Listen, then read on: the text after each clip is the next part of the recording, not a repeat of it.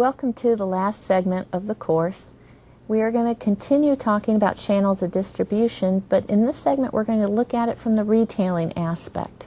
The retailer is the last channel intermediary before the consumer buys the product. And this is kind of a discipline all in itself, so we're going to spend some time taking a look at what retailing is and the decisions we need to make in a retailing environment.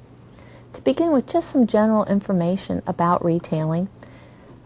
A company is considered to be a retailer if the majority of their sales dollars come from sales to people for personal purposes.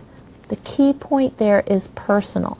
So if you're buying the product for your home use, for your family, for you yourself, it's a retailing purchase. But if you're buying to use it on the job, then it's not a retailing purchase. So we're looking at things for personal use, okay, personal purposes.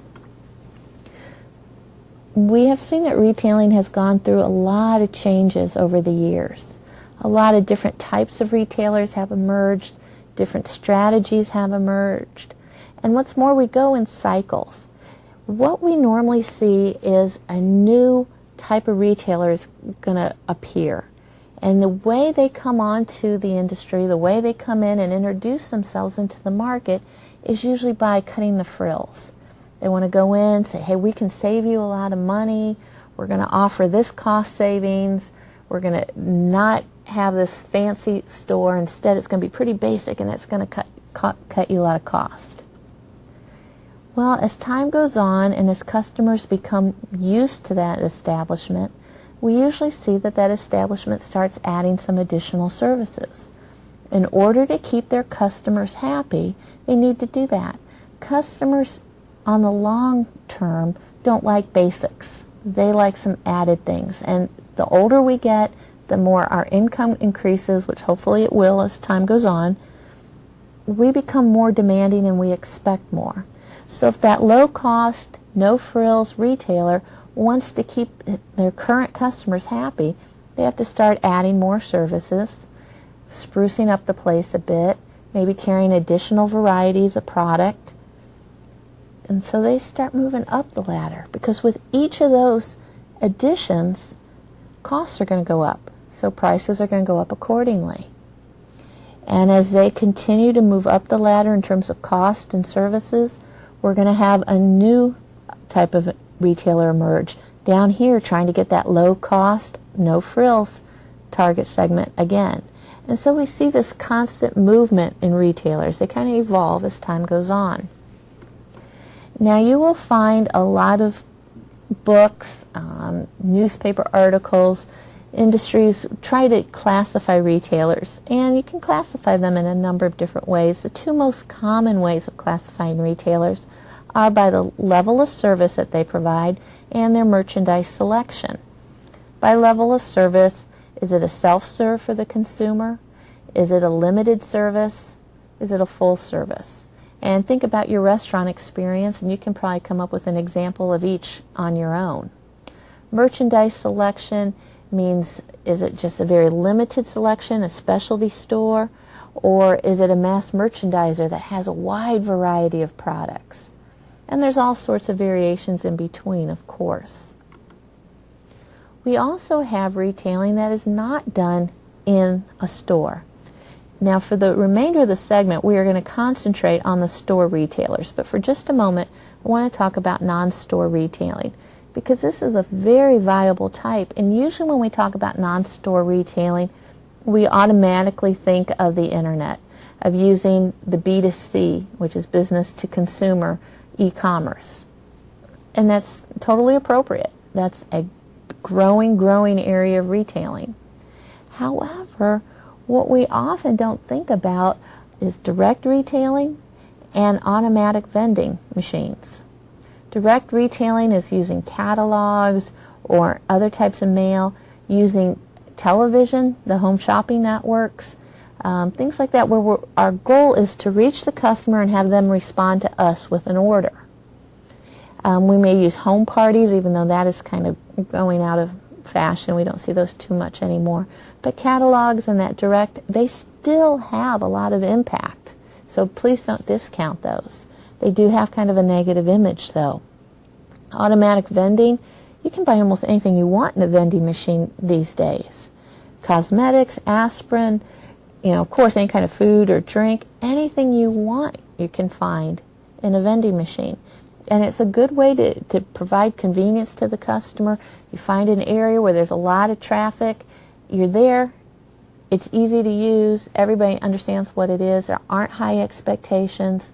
It's a good way of reaching your target market. Okay, now let's concentrate for a few minutes on store retailers.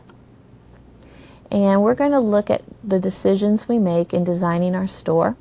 First off, we're going to look at the store location. And our basic choices are the ones that you see listed here. The first is CBD. And CBD stands for Central Business District. Okay, Central Business District. And this is what we would commonly call downtown. Okay, it's the downtown area. It's a group right in the middle of the city. There's a lot of different businesses there. We have our own store. They're not connected usually. They're outside entrances. And we see a real cyclical demand for stores in CBD areas. They were the hot spots many years ago. The downtown is where everybody went, everybody hung out there. It was the place to be for entertainment, for shopping, for everything. And then as we saw customers, the society in general, move out of the cities and into the suburbs, we started seeing other types of shopping areas emerge more. And that's shopping centers, which are like your strip malls or your big malls. Okay. Those are what really started attracting customers. We had these big malls, and again, shopping centers, strip malls, and customers went to those places. It was more convenient for the suburb people, and the downtown area started kind of drying up a little bit. What we're seeing now, though, is that malls aren't appealing to customers that much anymore. There's still a desire to go because you have so many different shops, but malls on the whole are starting to be viewed as a very sterile atmosphere, and people don't want it. They get tired of it. So we're seeing more strip malls appearing, okay, where strip malls are a group of stores with outside entrances, and we are seeing outdoor malls appear. And again, because of these outside entrances, it gives a little more unique image to these places. We also have freestanding retailers, where a retailer does not build around existing stores. They build their own establishment and people come to them. Examples of that would be car retailers or some of the big home improvement stores, Home Depot, Lowe's, etc. Now, having said that they don't build, or they may choose not to build around existing stores, that doesn't mean stores aren't going to appear around them.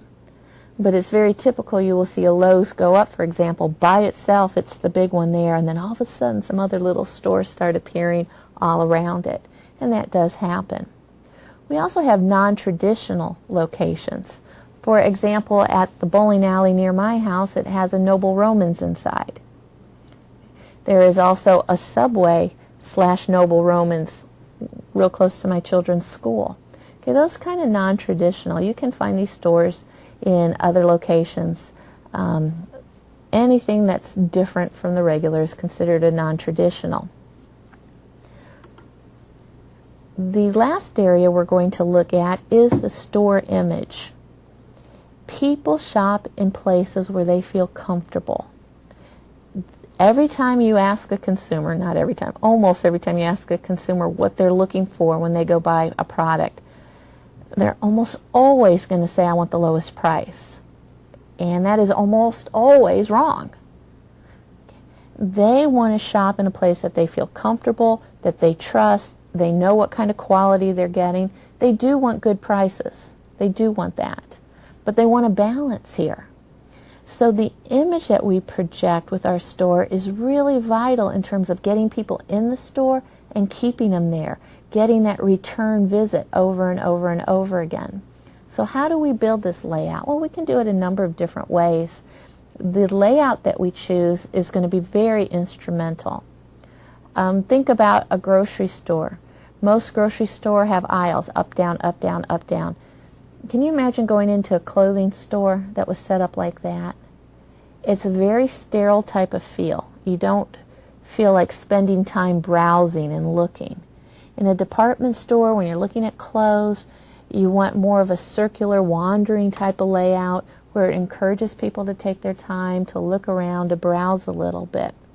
There's a lot of different choices in your layout, and you can do just about anything you want, but hopefully that gives you an idea of the type of image that can be created from your layout.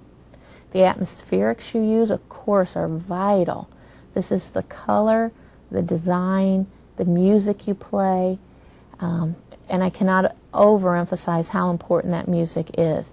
You need something that appeals to your target market, not your employees. And that's a mistake that a lot of retailers make. They try and keep their employees happy, and that's not what you want to do. Pricing, of course, is going to affect your image, but what affects your image, the loyalty to your store more than any other element, is your store personnel. Is who you hire to come in and work there. To the customer, that person is the business.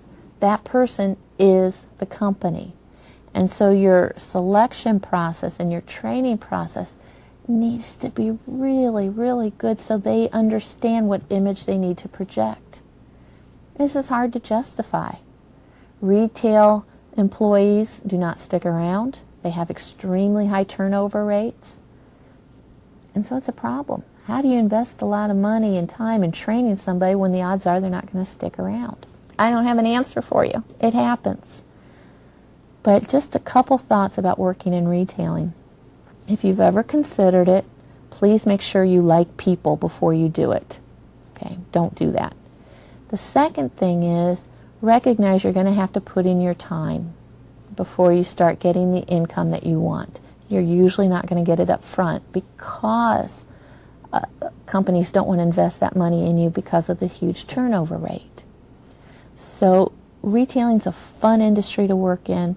It's very demanding, very challenging, but you've got to make sure you have the right people in place, that they can relate to the target market. It doesn't need to be that they're all clean-cut and articulate and intelligent people. That will fit perfect in a lot of stores. But in other stores, they just need to be really into, if it's a CD store and they sell all types of music, they need to really be into that genre of music that you promote the most. They have to understand guitars. They have to understand that kind of thing. Or if you're a motorcycle type retailer, you need to make sure you have somebody in there who loves motorcycles, who has a passion about it. And so they're going to give this image across of confidence because they know what they're talking about. And so that's what we really need to look for in our personnel. Okay, so let's sum up what we talked about here. Retailing, many times it's viewed as the fun industry, and it can be, but it's also very demanding. As always, the strategy, specifically in retailing, begins with the target market and their needs and desires and what makes them most comfortable. So we've got to make sure we're satisfying them.